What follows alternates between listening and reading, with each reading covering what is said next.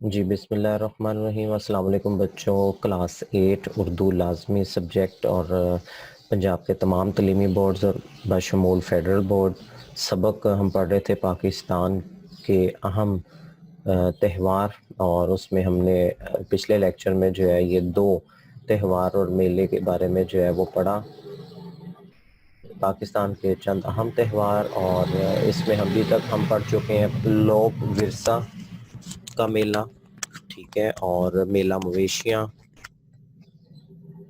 آج ہم پڑھیں گے شندور کا پولو تہوار، ٹھیک ہے، یہاں سے ہم آغاز کریں گے۔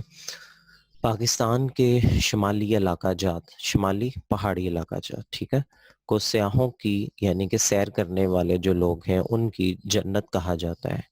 شندور کا خوبصورت اور دلربا علاقہ بھی اس میں شامل ہے۔ گلگت اور چترال کے درمیان شندور کا درہ قراقرم، ہندوکش اور پامیر کے پہاڑی سلسلوں کا سنگم ہے۔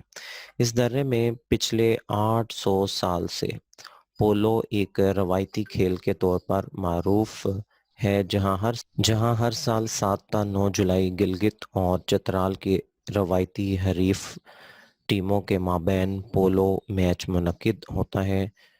شندور سمندر کی سطح سے 3000 سال شندور سمندر کی سطح سے 3738 میٹر کی بلندی پر واقع ہے، اس لیے اس سے دنیا کا بلند ترین پولو گراؤنڈ قرار دیا گیا ہے۔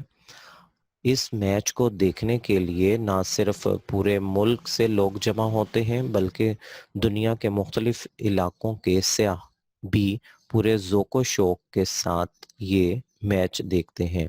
اب یہ لفظ دیکھیے گا، ذوق و شوق، چونکہ ہم نے گرامر میں بھی پڑھ رہے تھے، مرکب عطفی، ٹھیک ہے، اس کے درمیان میں دیکھیں واو آیا ہے، ٹھیک ہے، تو ایسے الفاظ جن کے درمیان میں اور یا واو آ رہا ہو تو وہ اگر گرامر کے حوالے سے آپ سے پوچھا جائے تو وہ مرکب عطفی ہے۔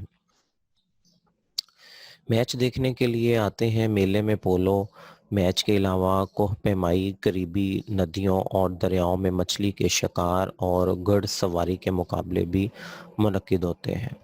گلگت بلتستان کے فنکار اور دستکار بھی اس میلے میں شریک ہو کر اس کی رونق میں اضافہ کرتے ہیں۔ گھریلو دستکاریوں کی نمائش ہوتی ہے، پوشاکوں، شالوں اور کپڑوں پر کڑھائی کا نفیس اور نازک کام اس علاقے کے لوگوں کے ذوق جمال اور اس کی محنت اور جفاکشی کو ظاہر کرتا ہے۔ شمالی علاقہ جات کی موسیقی اور اس کے مخصوص رقص بھی میلے کی دلچسپی کو بڑھاتے ہیں۔ جی بچہ، یہ ہم نے پڑھا شندور کا پولو میلہ۔ پولو ایک کھیل ہے جیسے کہ آپ تصویر میں دیکھ رہے ہوں گے، ٹھیک ہے، یہ آپ تصویر میں دیکھ رہے ہیں، اور گھڑ سواری بھی ہوتی ہے اسی میں، اور گھوڑے پہ بیٹھ کر ایک جو ہے وہ گیند کو یوں سمجھ لیں ہاکی ہے، اور آپ نے اس کو جو ہے وہ گھوڑے پہ بیٹھ کر کھیلنا ہے۔ جی بچوں، میں نے شروع میں بتایا کہ یہ چیپٹر چونکہ ہم کلاس میں فزیکلی کلاس میں بھی پڑھ چکے ہیں، اور آج یہ جو سلیبس ریوائز کیا گیا ہے اس کے اندر یہ چیپٹر جو ہے دوبارہ رکھا گیا ہے، تو کچھ نئے بچوں کے لیے، اوورال سب کے لیے میں اس کو دہرائی کرا رہا ہوں، اس کو ریپیٹ کروا رہا ہوں۔ تو اگر آپ نے میرے ساتھ یہ پہلے بھی سبق پڑھا ہوا ہے تو بہت ہی اچھی بات ہے، آپ کا یہ ریپیٹ ہو رہا ہے۔ تو آگے بڑھتے ہیں۔ نمبر 4، سبی میلہ۔ سبی درائے بولان کے دہانے پر آباد ہے، یہ قدیم شہر ہے۔ یہ شہر کوئٹہ سے 3 گھنٹے کی مسافت پر جنوب مشرق کی طرف واقع ہے۔ یہاں ہر سال 15 فروری، انڈرلائن کیجئے گا، کو ایک شاندار ثقافتی میلہ منعقد ہوتا ہے۔ پاکستان کے قومی تہواروں اور میلوں میں سبی میلہ بھی اپنی مقبولیت کے باعث نمایاں مقام رکھتا ہے۔ اس میلے کی روایت بھی 1 صدی سے زیادہ عرصے پر محیط ہے۔ یہ میلہ پہلی بار 1885 میں منعقد ہوا، انڈرلائن کیجئے گا، سبی کا میلہ پہلی بار کب منعقد ہوا۔ اس میلے میں پورے پاکستان سے شائقین اکٹھے ہوتے ہیں. اعلیٰ نسل کے جانوروں کی نمائش اور مختلف ثقافتی پروگرام اس میلے کی رونق اور دلکشی کو بڑھاتے ہیں. میلے میں قبائلی ملبوسات اور دستکاریوں کی نمائشیں بھی ہوتی ہیں اور مختلف علاقائی رقص اور ناچ بھی پیش کیے جاتے ہیں. ان علاقائی اور قومی تہواروں کے علاوہ بھی میلے اور تہوار منعقد ہوتے ہیں. بزرگان دین اور صوفیہ کرام کے مزاروں پر سالانہ عرس کا انعقاد کیا جاتا ہے. ان عرسوں کے موقعوں پر بھی مختلف تقریبات منعقد ہوتی ہیں جن میں دور نزدیک سے لوگوں کی بڑی تعداد شریک ہوتی ہے.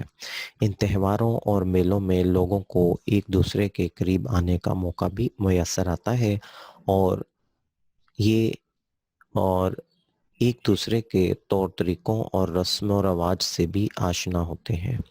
تو بیٹا یہ سبق کی ہم نے مکمل ریڈنگ کر لی. ہمارا اس سے پہلے والا لیکچر بھی جو ہے وہ اسی یوٹیوب چینل پر موجود ہے. آپ مکمل سبق کی ریڈنگ جو ہے دوبارہ سے سن سکتے ہیں. صنف ادب کے اعتبار سے یہ سبق جو ہے وہ ایک مضمون تھا.